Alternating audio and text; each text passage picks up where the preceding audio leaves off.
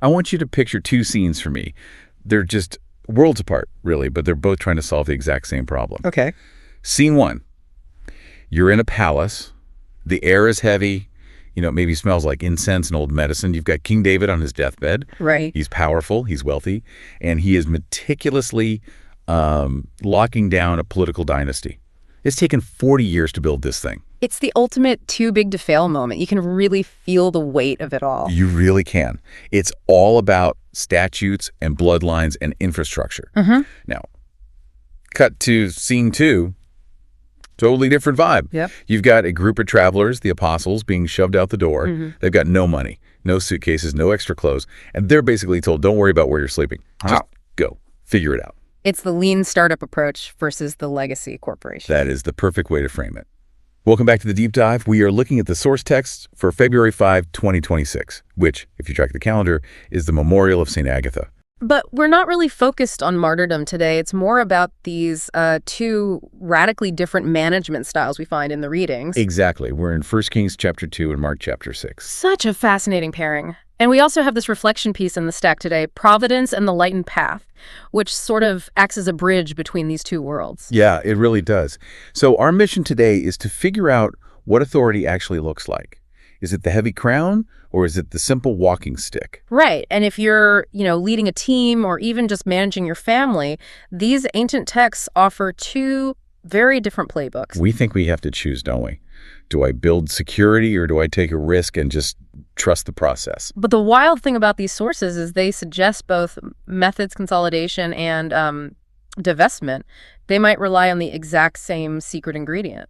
Okay, so let's unpack this. We have to start with, the heavyweight champion of the Old Testament, King David. We're in 1 Kings chapter 2. This is a huge moment in history, the end of an era.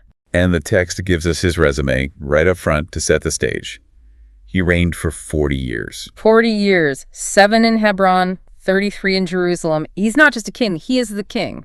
He unified the tribes, he established the capital.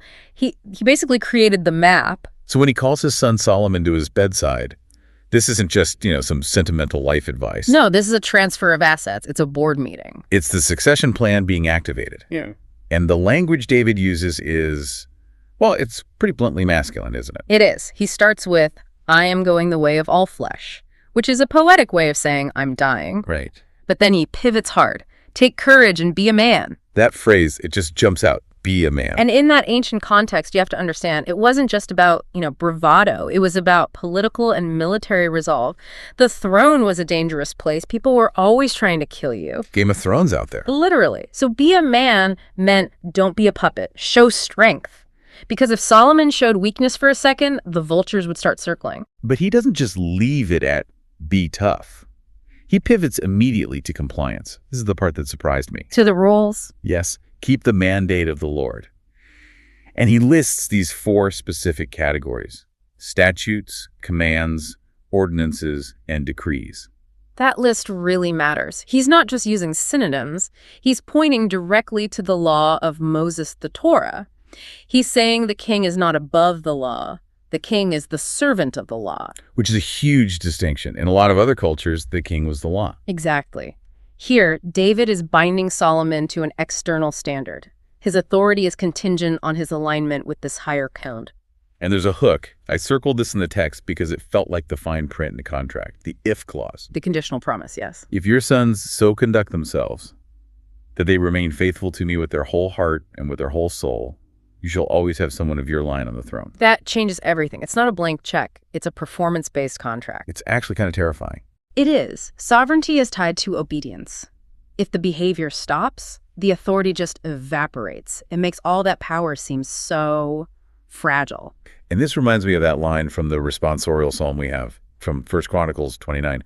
It completely reframes who actually owns everything. Oh, this is essential context. In 1 Kings, David sounds like a shrewd politician, but here he says, "Yours, O Lord, is the sovereignty. Riches and honor are from you." He basically calls himself middle management. Right. In your hand are power and might. David gets it. His authority is delegated. God is the CEO. Okay, so on one side, we have this model of heavy established power. It's built on 40 years of work, legal compliance. It feels safe, Solid. And then you turn the page to Mark chapter 6, and Jesus takes that whole model and just throws it out the window. And it's so jarring. We go from a palace deathbed to a dusty road.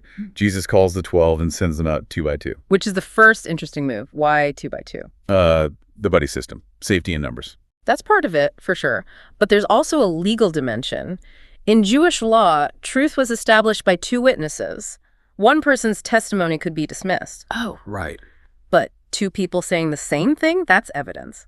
So by sending them in pairs, everything they do and say has, like, a legal standing. So they're official ambassadors. Okay. But then we get to the packing list, or as I like to call it, the anti-packing list. It's extreme. I mean, if you were an HR manager looking at this travel policy, you'd quit on the spot. Right. Let's look at the don'ts.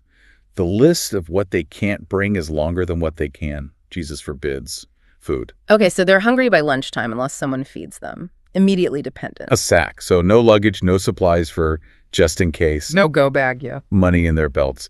So they have 0 economic power and a second tunic. That's the one that always gets me. A second tunic was basically your coat or your sleeping bag. It kept you warm at night if you had to sleep outside. So by forbidding it, he's saying you aren't even allowed to be self-sufficient in your sleep. You need hospitality to survive the night. Yes. But why?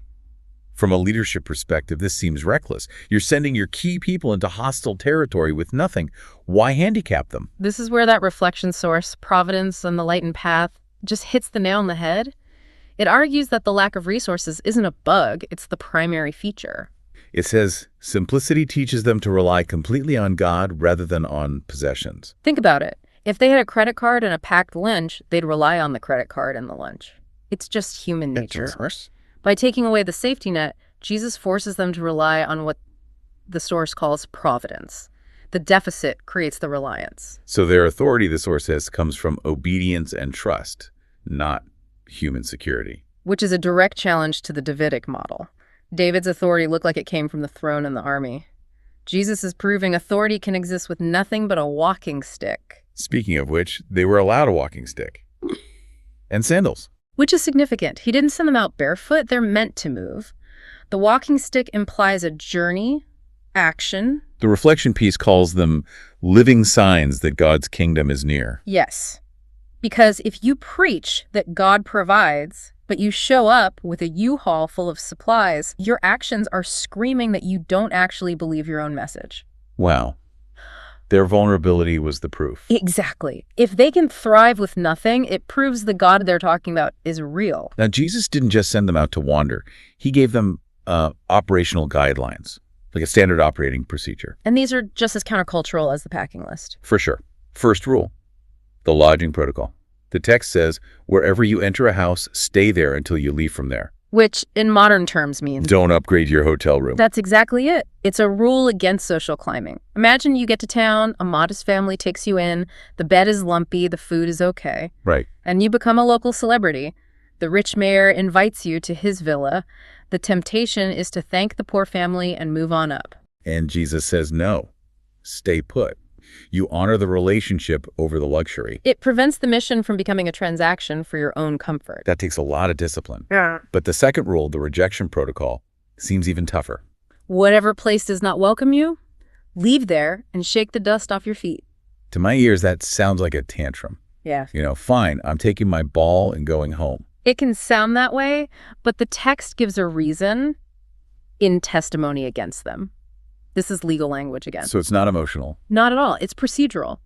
By shaking off the dust, they're saying, our job here is done. We offered you the kingdom. You said no. We aren't carrying the contamination of your rejection with us. It's a clean break. That is incredibly freeing. It separates the messenger from the result. That's the key. You are responsible for the offer. You are not responsible for the reception. If they say no, you don't internalize it as failure. You shake it off and move on. Okay, so we have the strategy. Travel light, rely on providence, don't obsess over rejection. The big question is, did it work? Well, Mark 6 gives us the data, and the results were staggering. So they went off and preached repentance. So yes, they got the message out. But it was more than that. So much more. It says they drove out many demons, and they anointed with oil many who were sick and cured them. They had tangible supernatural power. Real authority. And notice that detail. They anointed with oil. Yeah, what's that about? Is it medicinal? It was, for sure. In the ancient world, oil was used for wounds and skin problems, but here it becomes sacramental. It's a vehicle for God's power.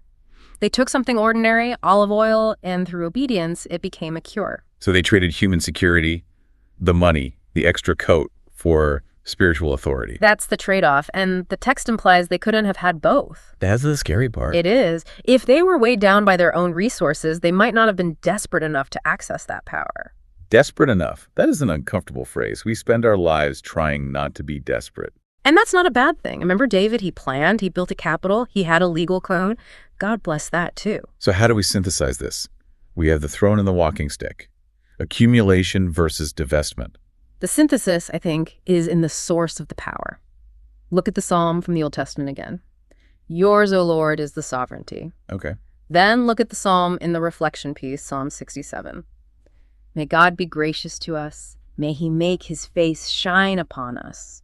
It's the shine. It's the shine. Whether you are sitting on a gold throne or walking in dusty sandals, the only reason you succeed is because God's favor is on the enterprise. David needed it to keep the dynasty. The apostles needed it to cast out a demon. That really levels the playing field for our listener. It does, because most of us aren't kings and we aren't itinerant preachers. We're in the middle. We have mortgages and savings. That's the David side. Right. But we also feel called to take risks, to trust God in new ways. That's the apostle side. The reflection source challenges us to carry the gospel with courage. It talks about radical reliance. I love that phrase. Are you waiting until you feel totally safe to do what you're called to do? Because if the apostles waited until they were fully funded, they never would have left. The deficit was the catalyst. Yes, the deficit creates the vacuum that God fills. If you're full of your own plans, your own sack and money belt, there's just no room for the miracle to happen. Which brings us to the question to do something from the source. It really forces us to stop theorizing. What is it this time? The question is, what is one step of faith I can take today to share God's goodness while trusting him more than my own comfort? Oof, more than my own comfort. That's the sting right there. It's easy to be generous when you have a surplus. It's easy to lead when everyone agrees. But can you share goodness when you're the one who's tired? That's where the rubber meets the road. Maybe for you, listening, that step is speaking up in a meeting about something, even though it's uncomfortable. Or maybe it's giving away money you were saving for a rainy day, trusting that the rainy day is covered. That's the no money in the belt. Or maybe it's just showing up for someone when you feel like you have absolutely nothing left in the tank. That's the walking stick. You just keep moving, trusting the energy will be there when you arrive. It all comes back to that. You can build the walls high like David or walk the open road like the apostles. But in the end, you're not the source of the power. You're just the channel. And a channel works best when it's not clogged up with too much of our own stuff. A clean channel with a very light packing list. That's the goal. We'll leave you with that thought. Whether you're holding a scepter or a stick today, remember where the power comes from. Thanks for diving in with us. See you next time.